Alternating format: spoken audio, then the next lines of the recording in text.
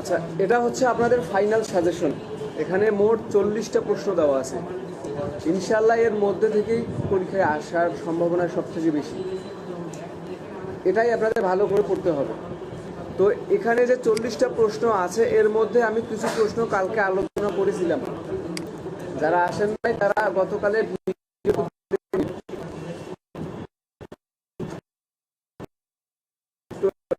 এখানে আমি প্রশ্নের উত্তর বলতে হবে সেটা বলে দরকার নেই, সেটা আমি, কারণ এমনও কিছু কোশ্চেন আছে যেগুলোর উত্তর আপনারা নিজে নিজে জানেন। আচ্ছা, এখানে বলছে কি দেখেন, যে কম্পিউটার কি, কম্পিউটার কাকে বলে, এটা তো একটা কমন প্রশ্ন। কি হবে বলেন তো, কম্পিউটার কি? কম্পিউটার হচ্ছে একটা ইলেকট্রনিক্স ডিভাইস যা দিয়ে কি করা যায়, গণনা করা যায়, বা কম্পিউটার হচ্ছে একটা গণনাকারী যন্ত্র। এরপর এখানে বলছে ডেটা গ্রহণ ও প্রক্রিয়াকরণের উপরে কম্পিউটার কত প্রকার আলোচনা করো। ডেটা গ্রহণ ও প্রক্রিয়াকরণের উপরে কম্পিউটার কত প্রকার এবং আলোচনা করতে বলছে। এখানে শুধু আপনার 3 প্রকার দিলেই হবে না, একটু আলোচনা করতে হবে, ছোট আলোচনা করতে হবে। তো ডেটা গ্রহণ ও প্রক্রিয়াকরণের উপর কম্পিউটার হচ্ছে 3 প্রকার। আমার এখানে স্ক্রিনশট করা আছে, এগুলো আমি এগুলো সকালবেলায় ছবি তুলে রাখছি, এই যেখানেই আছে আমার, এই যে দেখেন, এই যে ডেটা গ্রহণ ও প্রক্রিয়াকরণের উপর ভিত্তি করে কম্পিউটারকে কয় শ্রেণীতে ভাগ করা যায়? 3 শ্রেণীতে। একটি হচ্ছে কি analog computer, digital computer, hybrid computer. এখানে দেখেন অনেক বড় বড় আপনার দেওয়া আছে, সংজ্ঞাগুলো দেওয়া আছে, এর থেকে ছোট সংজ্ঞা আছে, আমি দেখাই আপনাদের। আচ্ছা দেখেন, ডেটা গ্রহণ ও প্রক্রিয়াকরণের উপরে কম্পিউটারকে কয় শ্রেণীতে ভাগ করা যায়? 3 শ্রেণীতে। একটা হচ্ছে অ্যানালগ, ডিজিটাল, আর একটা হচ্ছে কি হাইব্রিড। এখন এগুলো এক লাইনে উত্তর দিয়ে দিবেন যে অ্যানালগ কম্পিউটারে কি। দেখেন এখানে কি বলছে, এই কম্পিউটার পদার্থ বিজ্ঞানের নীতির ওপর ভিত্তি করে কি প্রতিষ্ঠিত। এটি মূলত পরিবর্তনশীল বৈদ্যুতিক তরঙ্গ দ্বারা পরিচালিত হয়। তরঙ্গের প্রবাহ, বায়ুর চাপ, তরল পদার্থের প্রবাহ ও তাপমাত্রা পরিমাপ ইত্যাদির পরিবর্তনশীল উপাত্তের জন্য তৈরি বৈদ্যুতিক তরঙ্গকে এখানে ইনপুট হিসেবে গ্রহণ করে এবং ফলাফল কাটার সাহায্যে প্রকাশ করে। কি যে বললাম মাথার উপর দিয়ে গেল আপনাদের, তাই না? সহজ কথা হচ্ছে, আপনারা লিখবেন যে প্রথমে লিখবেন অ্যানালগ কম্পিউটার, এরপর আলোচনা করবেন যে এই কম্পিউটার দিয়ে আপনার বায়ুর চাপ, তরল পদার্থের চাপ, গ্যাসের চাপ, ভোল্টেজের পরিমাপ ইত্যাদি করা হয়। আর কিছু লেখার দরকার নেই, কথা বুঝবেন। এই কম্পিউটার দিয়ে গ্যাসের চাপ, বায়ুর চাপ, এরপরে হচ্ছে কি তরল পদার্থের প্রবাহ, ভোল্টেজের পরিমাপ কি করা হয়, পরিমাপ করা হয়। এটা হচ্ছে কি অ্যানালগ কম্পিউটার। এরপরে হচ্ছে ডিজিটাল কম্পিউটার। এক কথা উত্তর দিবেন যে যে কম্পিউটার বাইনারি সিস্টেমে পরিচালিত হয় সেটাই হচ্ছে কি ডিজিটাল কম্পিউটার। যে কম্পিউটার বাইনারি সিস্টেমে পরিচালিত হয়। আচ্ছা, বাইনারি সংখ্যা কয়টা বলেন তো? বাইনারি সংখ্যা কয়টা? 2টা, 0 এবং 1। এই 0 এবং 1কে কি বলে জানেন? বিট বলে, bit, bit, bit, BIT, bit. আসতে যে প্রশ্ন আছে ওটা দেখালে, আমি শুধু এমনি বললাম যে বাইনারি সংখ্যাটাকে বিট বলে। আচ্ছা, ডিজিটাল কম্পিউটার কি?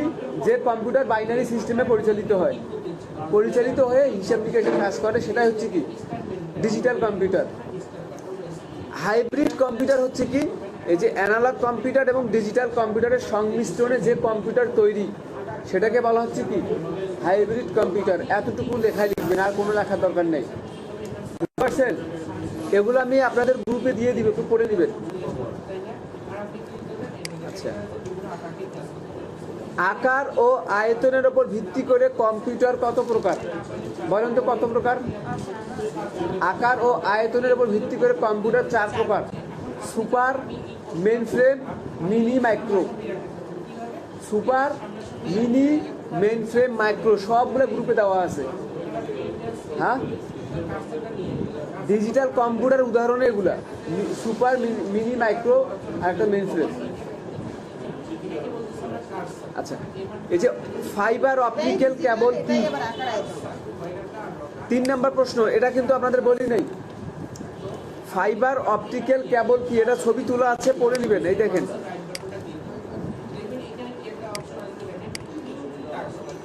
এই যে ফাইবার অপটিক্যাল কেবল। ফাইবার অপটিক কেবলের কেন্দ্রের মূল তারটি তৈরি কাঁচ বা স্বচ্ছ প্লাস্টিক দিয়ে। এর মধ্য দিয়ে ডেটা পরিবাহিত হয় আলোক সংকেত রূপে। এটি ইলেকট্রিক্যাল সিগন্যালের বদলে আলোক সিগন্যাল ট্রান্সমিট করে। এটি বিদ্যুৎ চৌম্বক প্রভাব হতে মুক্ত এবং পরিবেশের তাপ ও চাপ ইত্যাদি দ্বারা প্রভাবিত হয় না। এটা আমি কি করব, গ্রুপে দিয়ে দিব, আপনারা একটু পড়ে নেবেন। এটা পরীক্ষায় লিখতে হবে যদি আসে। অপটিক্যাল ফাইবার কি?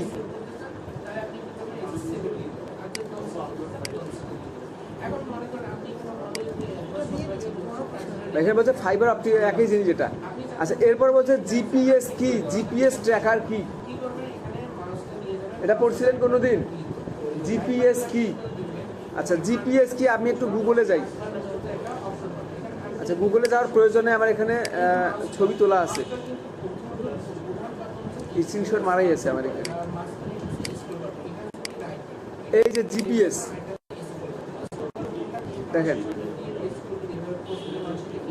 জিপিএস এর পূর্ণরূপ হচ্ছে global positioning system.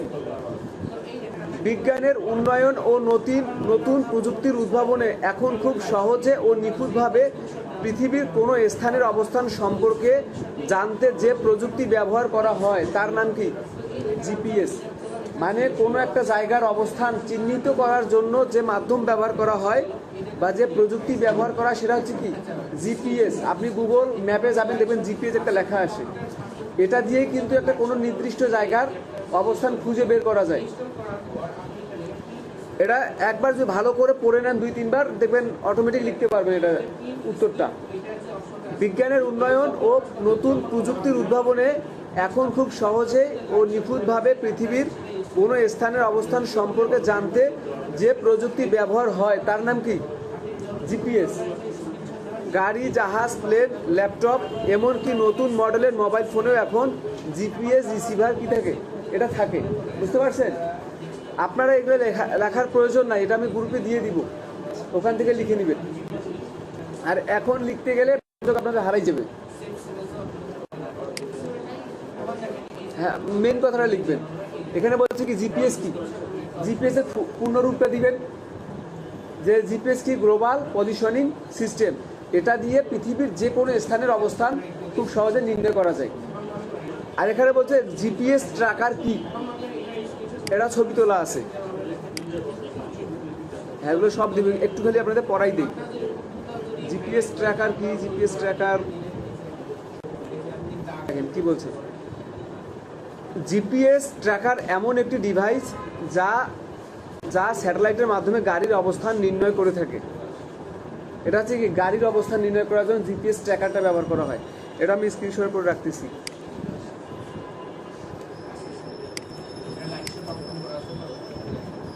GPS tracker, দেখেন ওখানে কি বলছে যে জিপিএস ট্র্যাকার কি, তাই না? এখানে লিখবেন যে জিপিএস ট্র্যাকার এমন একটি ডিভাইস যা স্যাটেলাইটের মাধ্যমে গাড়ির অবস্থান নির্ণয় করে থাকে। এটি লাইভ ট্র্যাকিংয়ের মাধ্যমে গাড়ির নিখুঁত অবস্থান, গতি এবং অন্যান্য দরকারি তথ্য সরবরাহ করে থাকে, যা ব্যবহারকারীর নিজেদের মোবাইল কিংবা কম্পিউটারের মাধ্যমে রিয়েল টাইম আপডেট দেখতে পারেন। এত বড় দেওয়া দরকার, মেইন কথাটা শুধু উল্লেখ করে দিবেন। বুঝতে পারছেন? এটা বলতে হবে না।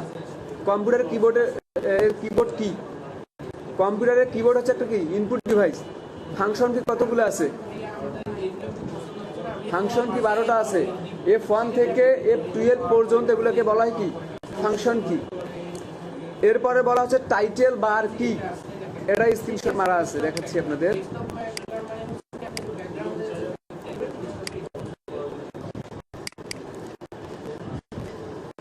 টাইটেল বার দিয়ে কোনো প্রোগ্রামের উইন্ডোকে এক জায়গা থেকে আরেক জায়গায় স্থানান্তর করা যায়। মিনিমাইজ বা লুকানো, ম্যাক্সিমাইজ বা বড় করা এবং ক্লোজ বা বন্ধ করা কাজ করা যায়। এর মাধ্যমে চলমান উইন্ডোগুলো শনাক্ত করা যায়।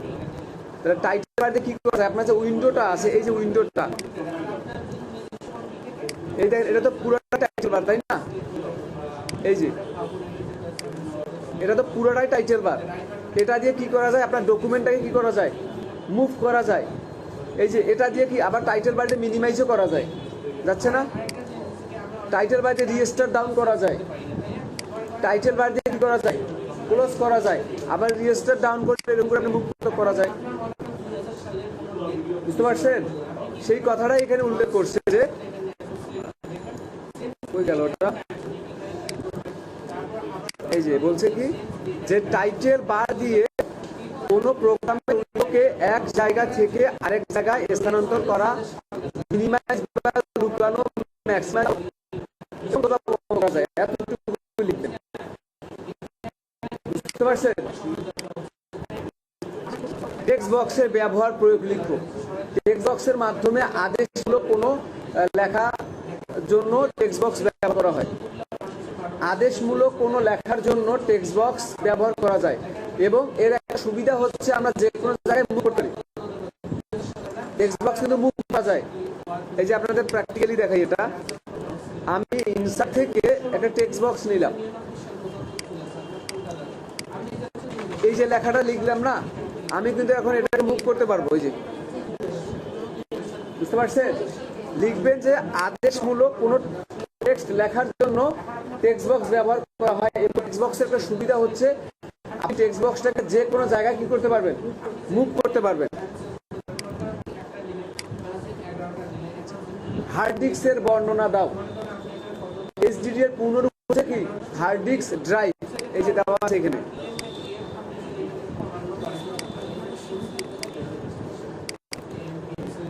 যেগুলো আমার ছবি তোলা আছে ওগুলো আপনাদের দিয়ে দিবে, পড়ে নেবেন, কারণ ওগুলো তো বলার সময় নেই। এই যে হার্ড ডিস্ক, এই যে হার্ড এসএসডি কে কি বলে? SSD, hard disk drive. এটা পড়ে নেবেন, এখানে দেওয়া আছে। হার্ড ডিস্কের হ্যাঁ গ্রুপে দিয়ে দিবে। এখানে আমাদের সকল তথ্য কি থেকে জমা থেকে আপনারা যে প্রতিদিন সেভ করে যাচ্ছেন, সেভ করেন না প্রতিদিন, এই সেভকৃত জিনিসটা আপনার হার্ড ডিস্কের মধ্যেই থাকে। বুঝতে পারছেন?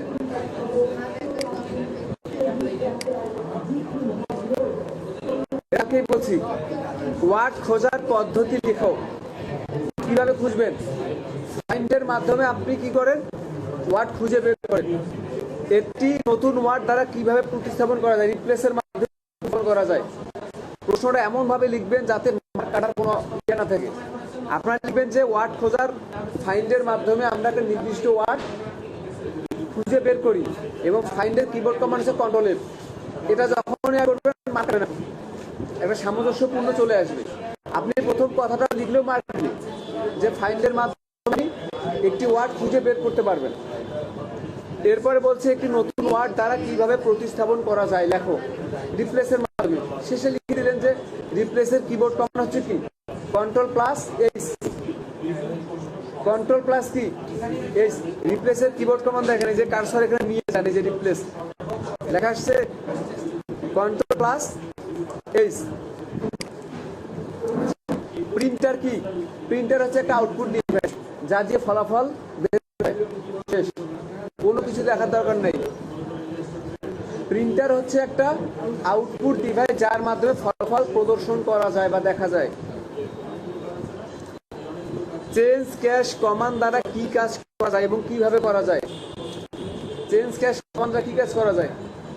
আমাদের সেন্টেন্সটা 5 ভাবে লেখা যায় এবং কিভাবে করা যায় ওটাকে সিলেক্ট করতে হয়। এই যে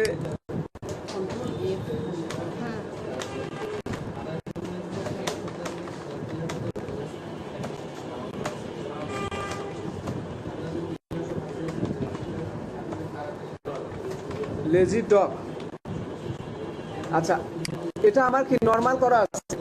এই যে চেঞ্জ, এটাকে সিলেক্ট করলাম। এই যে চেঞ্জ ক্যাশ, চেঞ্জ ক্যাশ কত প্রকার? 5 প্রকার। সেন্টেন্স কেস, লোয়ার দিলে সব ছোট হাতের, আর ক্যাশ দিলে সব বড় হাতের, ক্যাপিটালাইজেড ওয়ার্ড দিলে প্রতিটা ওয়ার্ডের প্রথম অক্ষর বড় হাতের, টগল কেস দিলে কি তোমরা ছোট বাকি সব কি বড়, ঠিক ওই কথাটাই এখানে বলছে। ওই কথাটা এখানে উল্লেখ করছে যে চেঞ্জ ক্যাশ কমান্ড দ্বারা কি কাজ করা যায় এবং কিভাবে করা যায়, কিভাবে করা যায় সিলেক্ট করতে হবে, তারপরে তো কাজটা করতে হবে, তাই না? ওয়াটারমার্ক প্রদান এবং অপসারণ প্রক্রিয়া লেখো। ওয়াটারমার্ক কিভাবে আপনি প্রদান করবেন এবং কিভাবে কি করবেন, রিমুভ করবেন। দেখেন কিভাবে করবেন। ওয়াটারমার্ক প্রদান করার জন্য প্রথমে যাই কোথায়, তারপরে ডিজাইন ট্যাব থেকে যাব আমরা কোথায়, ওয়াটারমার্ক। এখান থেকে আমরা যে কোনো একটা ওয়াটারমার্ক দিব। আর যদি নিজের ইচ্ছা মতো দিতে যান তাহলে যাবো কোথায়, কাস্টম ওয়াটারমার্ক থেকে আমরা প্রয়োজন অনুযায়ী একটা ওয়াটারমার্ক ব্যবহার করব। এখানে যে কোনো একটা ওয়াটারমার্ক দিলাম, চলে আসছেন না? এখন ওইখানেই বলছে যে ওয়াটারমার্ক কিভাবে আপনি রিমুভ করবেন। ওয়াটারমার্ক রিমুভ করার জন্য ওয়াটারমার্ক থেকে রিমুভ ওয়াটারমার্ক। আরেকবার দেখেন, ওয়াটারমার্ক প্রদান করার জন্য কোথায় যাব আমরা, এমএস ওয়ার্ডে। এমএস ওয়ার্ডে প্রবেশ করার পরে ডিজাইন ট্যাব থেকে আমরা যাব ওয়াটারমার্ক। ওয়াটারমার্কে গিয়ে আমরা যে কোনো একটা এক ধরনের ওয়াটারমার্ক ব্যবহার করব, সেটা পিকচার হোক বা টেক্সট হোক। ওয়াটারমার্ক প্রদান করার পরে চলে আসছে। এখন যদি রিমুভ করতে চান, ঠিক আবার ওয়াটারমার্ক অপশনে গিয়ে যাব কোথায়, রিমুভ ওয়াটারমার্ক, চলে গেল। বুঝতে পারছেন? কম্পিউটার জনককে চার্লস ব্যাবেজ। আধুনিক কম্পিউটার জনককে, আধুনিক কম্পিউটার জনক নিউম্যান। আর এখানে কোন রকমের স্বয়ংক্রিয় হাইফিনেশন, এটা আমি ভাইয়ের কাছে জেনে তারপর আপনাদের জানাবো। বা আমি এই যে এখানে যেটা ইয়ে আছে, এই যে 14 নম্বর প্রশ্ন আর 19 প্রশ্ন আমি ভাইয়ের কাছে বলবো, উনি দেখাবে। এটা ইম্পর্টেন্ট। একটি প্যারাগ্রাফকে দুইটি কলামে পরিণত করা এবং কলামের মাঝে মার্জিন দেওয়ার পদ্ধতি লেখো। একটি প্যারাগ্রাফে কয়টি কলাম করতে বলছে, দুইটি, এবং ওই কলামের মাঝখানে দাগ দিতে বলছে। পেজ লেআউটের কাজ কারা কারা করছেন? পেজ লেআউটের কাজ করেন নাই? ওখানে কলাম আমরা ব্যবহার করছিলাম, দুইটা কলাম, দুইটা তিনটা কলাম। এইভাবে এই যে আমি একটা প্যারাগ্রাফ টাইপ করলাম, প্যারাগ্রাফ আসছে না? এখন আছে না এখানে? এখন টু কলাম করার জন্য আপনাকে যাইতে হবে কোথায়, লেআউট। লেআউট থেকে যাব কোথায়, কলাম থেকে টু কলাম, দুইটা কলাম হলো। আমার এই মাঝ বরাবর দাগ দিতে হবে। এই দাগটা দেওয়ার জন্য আপনাকে যাইতে হবে কোথায়, কলাম, তারপরে কোথায় যাব, মোর কলাম। এই যে লাইন বিটুইন লেখা আছে, আসছে দাগ। আরেকবার এখন কিভাবে বলি আপনাদের, লিখবেন কিভাবে। প্রথমে এমএস ওয়ার্ডটা ওপেন করব, তারপরে একটা প্যারাগ্রাফ টাইপ করব। এমএস ওয়ার্ডে গিয়ে একটি কি করব, প্যারাগ্রাফ টাইপ করব। এরপর ওই প্যারাগ্রাফকে দুই কলামে বিভক্ত করব। ওই প্যারাগ্রাফটাকে আমরা কি করব, দুই কলামে বিভক্ত করব। ঠিক আছে? এরপরে কি করব, দুই কলামে বিভক্ত করার পরে ওই কলামের মাঝখানে একটা কি মার্জিন দিয়ে আসবো। বা ফন্টের সাইজ ছোট আছে, দেখেন ফন্টের সাইজ ছোট করা আছে। এই যে দেখেন, এমএস ওয়ার্ডে গিয়ে একটি প্যারাগ্রাফ টাইপ করব। এরপরে লেআউট থেকে কি করব, টু কলামে কলাম হইল অতদূর পর্যন্ত এই পাশে আসবে। হ্যাঁ, এই যে দেখেন ছোট করছি না? আচ্ছা, কার্সর আমি এখন আপাতত রাখলাম, কলাম থেকে টু কলাম করলাম, যাই নাই। এই কার্সর কিন্তু এখানেই আছে। যখন আপনি ব্রেক করবেন এখান থেকে, ব্রেক, যে কলাম এসে বসে ব্রেক করতে হবে। দেখেন আরেকবার করবো, এমএস ওয়ার্ডে একটি প্যারাগ্রাফ টাইপ করব। এরপরে এই উক্ত প্যারাগ্রাফকে আমরা কি করব, দুইটা কলামে বিভক্ত করব। দুইটা কলামে বিভক্ত হওয়ার পরে ওদের মার্জিন দেওয়ার জন্য আমরা যাব আবার কোথায়, কলাম। কলাম থেকে মোর কলাম, তারপরে লাইন বিটুইন, ওকে চলে আসছে। বুঝতে পারছেন? এটা আপনাদের একটু যখন প্র্যাকটিক্যাল করবেন খাতা এখানে কম্পিউটার তখন জিনিসটা অটোমেটিক হয়ে যাবে।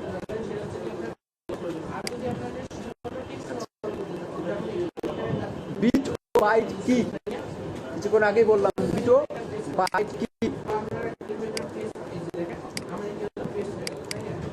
এই যে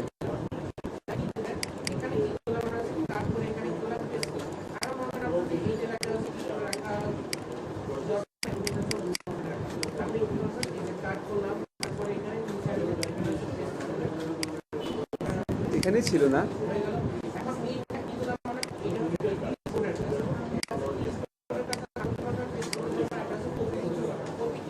হ্যাঁ, এই যে দেখেন বিট ও বাইট বাইনারি নাম্বার পদ্ধতিতে ব্যবহৃত অঙ্ক 0 এবং 1 কে বিট বলে। 0 আর 1 কি বলে? বিট। বাইনারি বি, এখানে বাইনারির বি আর এই আই, এটাকে কি ধরছে? এই যে বাইনারি ডিজিট আছে না, ওই ডিজিটের একবার শেষে যে টিটা আছে ওটাকে নিচ্ছে, আর এইখানে বাইনারির যে প্রথম সেটাকে তিনটাকে মিলে কি বলছে? এটাকে বিট। এই যে বাইনারি নাম্বার পদ্ধতিতে ব্যবহৃত 0 এবং 1 কে কি বলে? বিট বলে। ইংরেজি বাইনারি শব্দের বিআই এবং ডিজিট শব্দের, এই যে শব্দের নিয়ে কি গঠিত হয়?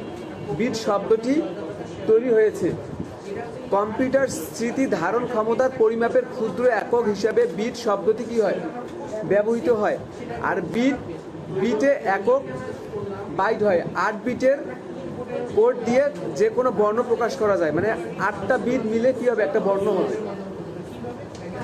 খালি ওখানে বলছে যে বিট আর বাইট কি, আপনি বলে দিবেন যে 0 আর 1 কে কি বলে? বিট বলে। আর 8 বিটে 1 বাইট, আর কিছু লেখার প্রয়োজন নেই, ওটা 1 মার্কের প্রশ্ন।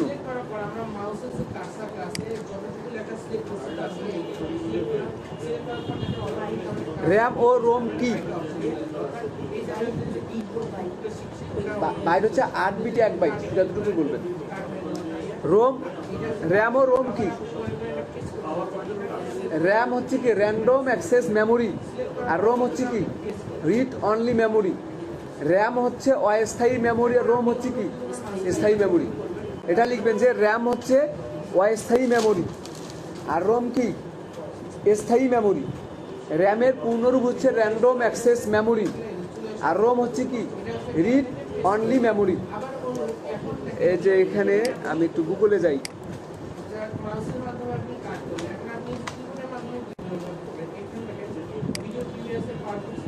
এই যে রিড অনলি মেমোরি রোম, আর র্যান্ডম অ্যাক্সেস মেমোরি হচ্ছে কি? র্যাম। রোম হচ্ছে স্থায়ী আর র্যাম হচ্ছে অস্থায়ী। এর ভাইভাতেও ধরবে কিন্তু আপনাদের।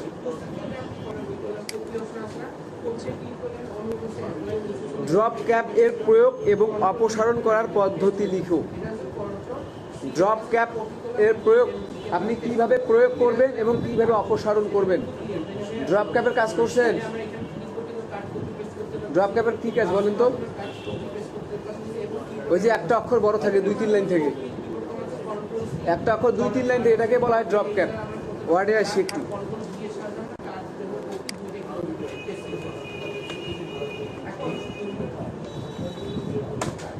এই যে কার্সরটা আমি এখানে রাখলাম, রাখার পর ইনসার্ট থেকে এই যে ড্রপ ক্যাপ হয়ে গেল, এই যে ড্রপ ক্যাপ, এই যে ড্রপ হইলো। এবং এটাকে আবার কি বলতে? অপসারণ করতে বলছে। আবার এইখান থেকে কি করবেন? নানে ক্লিক করবেন। ড্রপ ক্যাপ দেওয়ার জন্য কোথায় যাবেন? ইনসার্ট থেকে ড্রপ ক্যাপ অপশনে গিয়ে ড্রপে ক্লিক করলে কি হয়ে যাবে? ড্রপ আসবে। এবং এটাকে অপসারণ করার জন্য উপরে নান লেখা আছে, নানে ক্লিক করলে কি হবে? চলে যাবে। তাহলে উত্তর কি হবে বলেন তো? কিভাবে লিখতে হবে খাতায় বলেন? এমএস ওয়ার্ডে গিয়ে একটি প্যারাগ্রাফ টাইপ করব। উক্ত প্যারাগ্রাফে বা ওই প্যারাগ্রাফে ড্রপ ক্যাপ অ্যাড করার জন্য ইনসার্ট থেকে যাব কোথায়? ড্রপ ক্যাপে গিয়ে ড্রপ অপশনে ক্লিক করলে কি হয়ে যাবে? ড্রপ আসবে। আর এটাকে অপসারণ করার জন্য আবার কি করব? নানে ক্লিক করব। শেষ।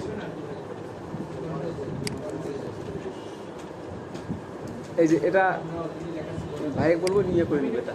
আর এই যে স্যাটেলাইট কি, এটা স্ক্রিনশট আছে, এটা আমি দিয়ে দিব। স্যাটেলাইট কি,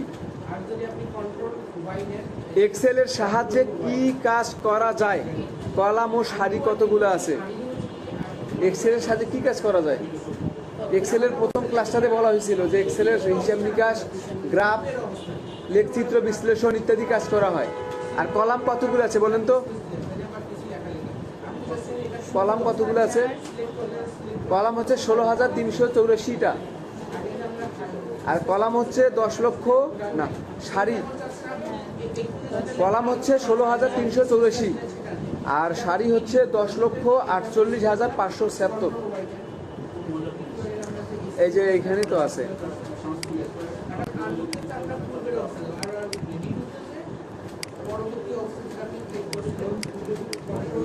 এক্সেল কই গেল, এক্সেল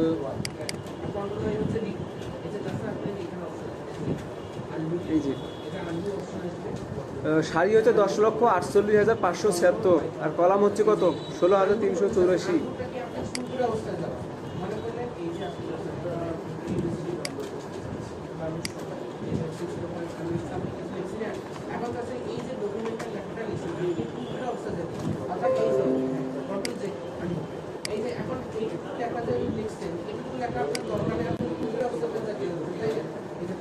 হ্যাঁ,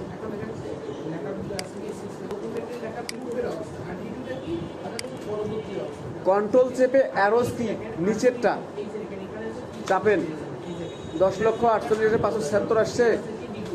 কন্ট্রোল চেপে ডান দিকেরটা যাবেন। এখানে যেহেতু এগুলা ABCD দিয়ে প্রকাশ করা আছে, এই জন্য সংখ্যা নাই, এগুলো হিসেব করে দেখছে 16,384টা আছে।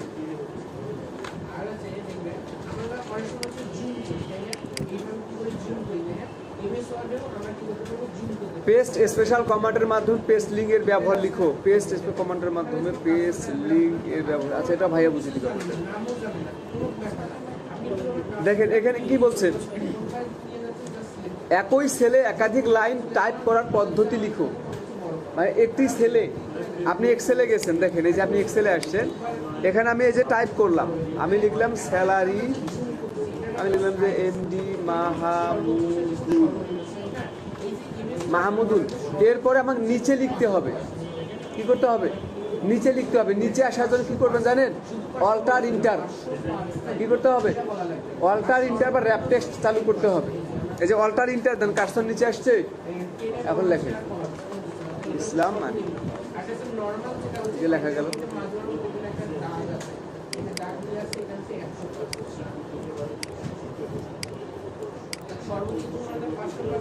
ঠিক এই কথাটাই এখানে বলছে যে একই সেলে একাধিক লাইন টাইপ করার পদ্ধতি লিখো। লিখবেন যে একই সেলে একাধিক লাইন টাইপ করার পদ্ধতি হচ্ছে র্যাপ টেক্সটের মাধ্যমে আমরা কাজটা করতে পারি, আরেকটা হচ্ছে আমরা অল্টার ইন্টার দিয়েও কাজটা করতে পারি। অল্টার ইন্টার দিলে আমাদের কার্সরটা নিচে চলে আসবে, বা র্যাপ টেক্সট। এক্সেলের র্যাপ টেক্সট আছে, এই যে দেখেন এখানে, এটা আন্ডু করি আগে। এই দেখেন আমি এটাকে সিলেক্ট করলাম, এখন কোনো অল্টার ইন্টার ব্যবহার করতেছি না। এই যে র্যাপ টেক্সট লেখা আছে এখানে, র্যাপ টেক্সটে ক্লিক করলাম, এই যে এখানে কার্সর দিয়ে বোঝাচ্ছে কি দেখেন, এই যে দেখেন মাইক্রোসফট এক্সেল এক লাইনে ছিল, দেখেন মাইক্রোসফট এক্সেল এক লাইনে ছিল না, ওটা কি করছে 2 লাইনে করছে। তাহলে বোঝা যাচ্ছে কি র্যাপ টেক্সটের মাধ্যমে আমরা কাজটা করতে পারি। অল্টার ইন্টার বলার দরকার নাই, আপনারা বলবেন যে র্যাপ টেক্সটের মাধ্যমে আমরা আরেকটা লাইনে লিখতে পারি। এই যে আমি দেখেন এখানে এটাকে সিলেক্ট করে র্যাপ টেক্সটে যদি ক্লিক করি, এখন যখন আমি লিখবো যে MD মাহমুদুল, র্যাপ টেক্সট হয় না এটা,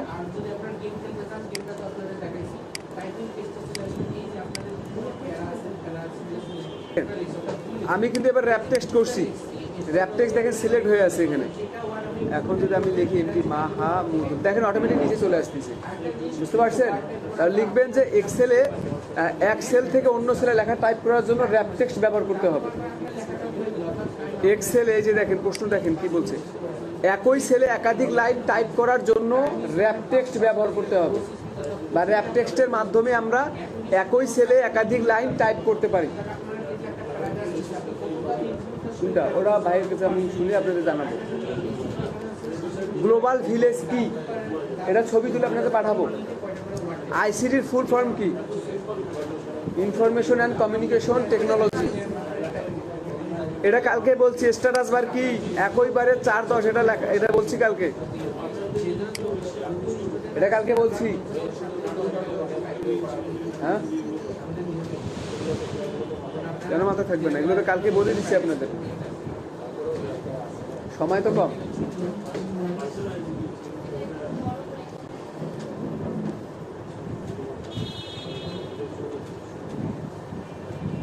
এই যে কনসলিডেট কি? কনসলিডেট করার নিয়ম নিয়ম এটা হচ্ছে কনসলিডেটটা হচ্ছে কি, মনে করেন আপনি 3 জায়গায় কাজ করছেন, 3 জায়গায় আপনি স্যালারি শিট তৈরি করছেন। 1 মাসের হিসেবে এক জায়গায় রাখছেন, জানুয়ারি মাসের হিসেবে এক জায়গায় রাখছেন, ফেব্রুয়ারি এক জায়গায় রাখছেন, মার্চের এক জায়গায় রাখছেন। এখন এই 3 মাসের হিসাব আপনি এক জায়গায় যোগ করবেন। এই যোগ করার জন্য আপনার কনসলিডেটের মাধ্যমে আপনার কাজটা করতে হবে। আপনি লিখবেন যে কনসলিডেটের মাধ্যমে আমরা একাধিক শিটের যোগ আমরা এক শিটে করতে পারি। এবং কি বলছে কিভাবে করা যায়, আমি প্র্যাকটিক্যাল আপনাদের যেদিন দেখাবো ওই দিন বলে দিব।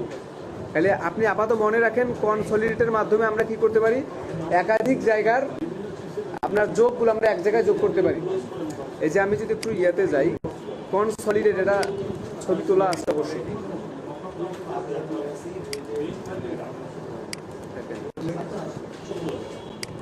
এক মার্কের প্রশ্ন এটা। আপনারা লিখবেন যে কনসলিডেট মানে হচ্ছে একত্রিত করা। এটার মাধ্যমে আমরা একাধিক শিটের ফলাফলকে এক শিটে নিয়ে আসতে পারি। এই যেমন আমি একটা আপনাদের বোঝানোর জন্য প্র্যাকটিক্যাল কাজ করে রাখছি। আমি প্র্যাকটিক্যাল কাজ আজকে বুঝাবো না, কারণ রিটেনের দিন প্র্যাকটিক্যাল বুঝাইলে একটা মাথা থাকবে না। আপনার প্র্যাকটিক্যালের জন্য 2 দিন আমরা হাতে নেব। রিটেন আজকেই যতটুকু শেষ হবে, কালকে কি মঙ্গলবার, বুধবার, বৃহস্পতিবার আমরা প্র্যাকটিক্যাল কাজ করব। প্র্যাকটিক্যাল বেশি নাই,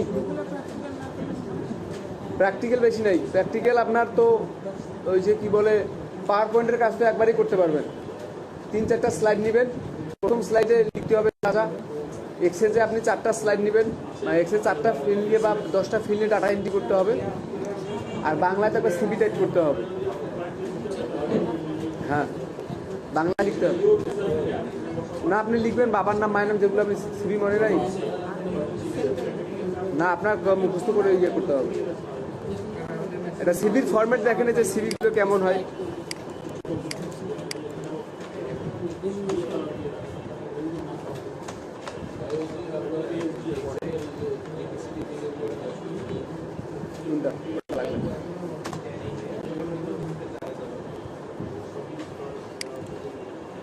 এই যে সিভি, এক্সেল দেখাবো ওটা। কই গেল সিভিটা, কই গেল আমাদের? এই যে সিভি, এতটুকু। এগুলো লেখার দরকার নেই কিন্তু, এই যে লেখাগুলো আছে না, উপরে লিখবেন জীবন বৃত্তান্ত। এটা তো অনেক বড় করতেছে। আচ্ছা, ইমেজে যাই। এই যেটা এই ডুবে চলে গেল, যা ত্বককে করে কোমল আর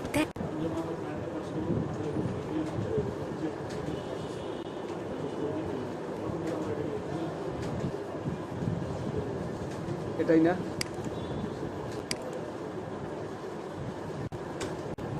এই যে সিভি দেখেন, জীবন বৃত্তান্ত। এখানে যে আপনার নাম, বাবার নাম, মায়ের নাম সব বাংলা লিখতে হবে। এখানে আপনার এই এডুকেশনাল কোয়ালিফিকেশনগুলো বাংলা লিখতে হবে।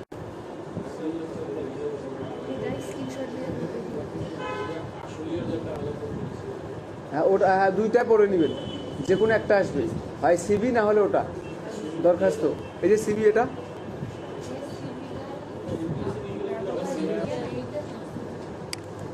হ্যাঁ সিভিটা দিব, সমস্যা নেই। এটা কালকে বলছিলাম পাস দেওয়ার দ্বারা কিভাবে প্রোটেক্ট করা যায়। ওখানে ছিল ওয়ার্ড, এখানে আছে কি শীট। শীট বলতে কি এখানে এক্সেল।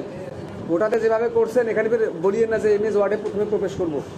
এখানে বলা এখানে এক্সেলে প্রবেশ করতে হবে, এটা কথা উল্লেখ করতে হবে। এটা না যাই এক্সেলে কত ধরনের ডাটা এন্ট্রি করা যায়। ডাটা টাইপগুলো পড়ছিলেন, শর্ট টেক্সট, লং টেক্সট, কয় ধরনের ডাটা টাইপ আছে করেন নাই?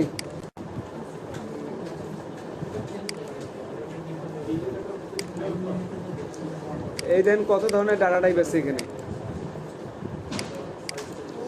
1 2 3 4 5 6 7 8 9 10 11 12 13 লিখে দিবেন। এক্সেসে 13 ধরনের ডাটা টাইপ করা যায়। তারপর লিখবেন যে short text, long text, number, last number, এগুলো লিখে দিবেন। এগুলো তো মুখস্থ থাকবে না। 13টা আপনার লিখতে তো হবে।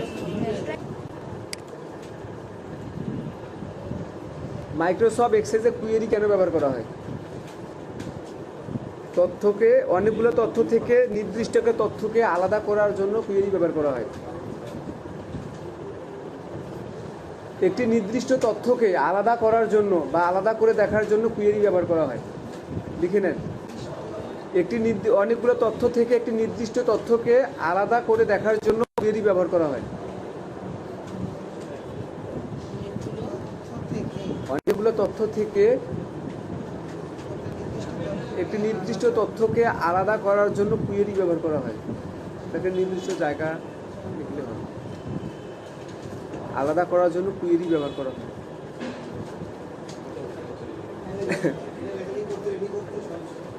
এখানে হ্যাঁ আমার সময় আছে তো। হ্যাঁ হ্যাঁ আমার সময় আছে, আমি সারাদিন এখানে ব্যস্ত থাকি। আপনারা ভাগ করে নেন, ভাগ করে নিয়ে লেখেন। এমন কিছু প্রশ্ন আছে আমি তো উত্তর বলেই দিছি, এই যে স্ক্রিনশট মেরে মেরে দিছি। হ্যাঁ, এই যে ই কমার্স বলতে কি বোঝায়? ই কমার্স এই যে এখানে আছে দেওয়া, এটা স্ক্রিনশট করা আছে। ই কমার্স বোঝেন?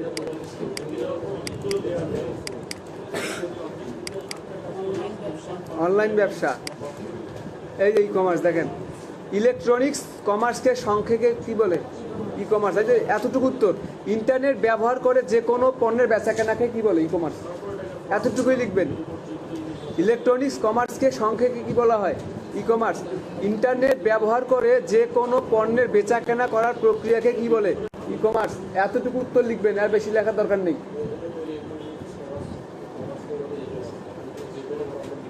হ্যাঁ অনলাইনে, হ্যাঁ ইন্টারনেট ব্যবহার করে যে কোনো পণ্য বিক্রি করার, কেনা বেচার প্রক্রিয়াটা হচ্ছে ই কমার্স। হ্যাঁ, কেন ইলেকট্রনিক্স বলে?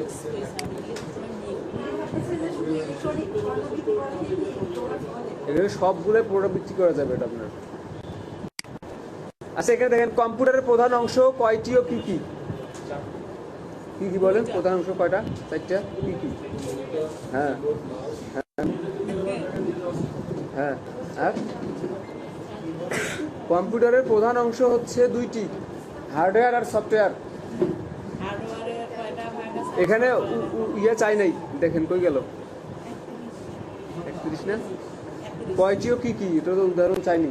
ডিরেক্ট বলবেন যে কম্পিউটারের প্রধান অংশ হচ্ছে 2টি, হার্ডওয়্যার সফটওয়্যার। শেষ। পাওয়ার পয়েন্টে কীভাবে ফন্ট স্টাইল পরিবর্তন করা যায়? কীভাবে করবেন ফন্ট স্টাইল পরিবর্তন? আচ্ছা আগে বলেন ফন্ট স্টাইল কত প্রকার? বলেন তো কি কি 4 প্রকার? ফন্ট স্টাইল যে 4 প্রকার বলেন কি? হ্যাঁ বলেন। হ্যাঁ এটা তো ফন্টের নাম, ওগুলা ফন্টের নাম। ফন্ট স্টাইল কয় প্রকার? হ্যাঁ 4 প্রকার আছে। না ওটা তো অ্যালাইনমেন্ট। ফন্ট স্টাইল 4 প্রকার। হ্যাঁ, একটা হচ্ছে বোল্ড ইটালিক, বোল্ড ইটালিক, আর একটা হচ্ছে রেগুলার। এই যে ওয়ার্ডে আসেন একটু,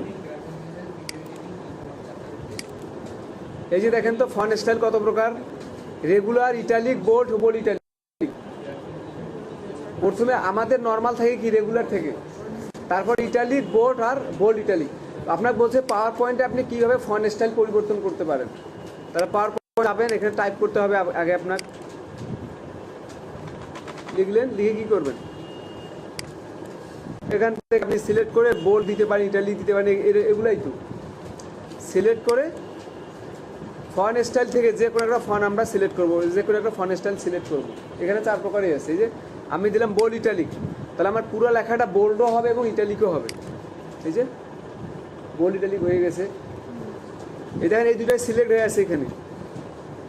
আবার যদি আমি এইখান থেকে ফন্ট স্টাইল থেকে যদি আমি রেগুলার করে দেই, রেগুলার হয়ে আছে, বুঝতে পারছেন? পাওয়ার পয়েন্টে কীভাবে সাউন্ড সংযোজন করা যায় কালকে বলে দিচ্ছি।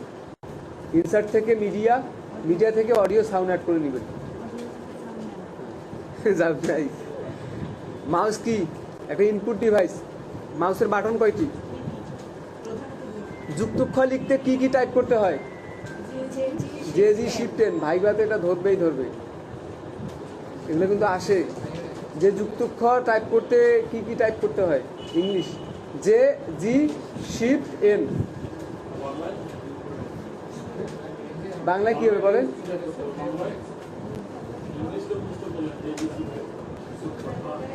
কিভাবে প্রেজেন্টেশনের স্লাইডকে ভিউ শো করা যায়? আপনি একটা প্রেজেন্টেশন তৈরি করছেন, এখন কীভাবে এটা শো আপ করবেন? এটা গতবারের যারা পরীক্ষার্থী ছিল ওদের কিন্তু এটা ধরছিল এক্সটার্নাল। প্রেজেন্টেশন তৈরি করছে, বলতেছে আপনি যে প্রেজেন্টেশনটা তৈরি করছেন আমার কিবোর্ড দিয়ে ওপেন করে দেখান। F5 F5 দিলে কি হয়? From beginning. আর কারেন্ট স্লাইডের হচ্ছে কি শিফট F5। এই কিবোর্ড কমান্ডগুলো মুখস্থ করতে হবে, এগুলো তো ভাইভাতেও ধরবে। শিটে নাই, শিটটা বাইর করেন তো, শিট একটা বাইর করেন তো। নাই। এরপর কম্পিউটারের প্রজন্ম কালকে বলছি। USB, WiFi, LAN, ROM, RAM, OMR এর পূর্ণরূপ কি? এগুলো বলা হয়েছে, বলেন তো। ইউএসবির পূর্ণরূপ কি? ওয়াইফাই, ওয়্যারলেস কি? LAN, local area network. ROM, আচ্ছা রোম স্থায়ী না অস্থায়ী? রোম রোম উল্টাপাল্টা স্থায়ী। আর র্যাম, র্যামের পূর্ণরূপ কি? কি বললেন আপনি, বলেন তো। Random access. ওএমআর এর পূর্ণরূপ কি? Optical mark recognition. ফাইল বলতে কি বোঝায়? কালকে তো বলছি এটা ফাইল হচ্ছে একটা কি ট্যাব বা মেনু, যার অনেকগুলো সাব মেনু আছে, একটি ফাইল তৈরি করার পদ্ধতি। কালকে এটা বলছি, মনে আছে? কিভাবে ফাইল তৈরি করবেন, কিভাবে ফাইল তৈরি করবেন, কোথায় যায় ফাইল তৈরি করবেন বলতে পারতেছি না। ফাইল তৈরি কিভাবে করবেন? খাতা লিখতে হবে না, প্রথমে কোথায় যাইতে হবে? এমএস ওয়ার্ডে যাইতে হবে, তারপরে ফাইলে। ওরা তো। আর এখানে বলছে বাংলা টাইপ করার পদ্ধতি লিখো। শীটের মধ্যে কি সুন্দর করে লেখা আছে, কিভাবে বাংলা টাইপ করবেন। লেখা নাই শীটে, বাংলা ইয়া যেখানে আছে।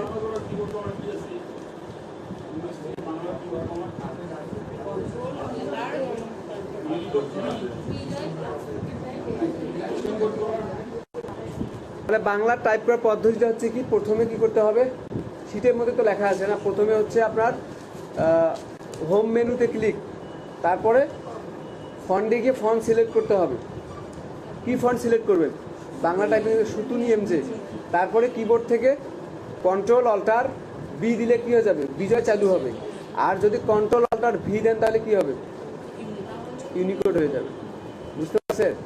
আপনারা কি করবেন, এই 40টা যে প্রশ্নগুলো আছে, 40টা প্রশ্ন একটু ভালো করে পড়বেন, দেখবেন ইনশাল্লাহ এর মধ্যে থেকে 80% আসবে, আসতে পারে ইনশাল্লাহ। এটা হচ্ছে আপনার বিগত যে পরীক্ষাগুলো হয়েছে ওই কোশ্চেন মিলে এই আপনার 40টা প্রশ্ন বানা আছে এখানে। আর যেগুলো আপনাদের ইয়ে আছে, আপনাদের মেন হচ্ছে কি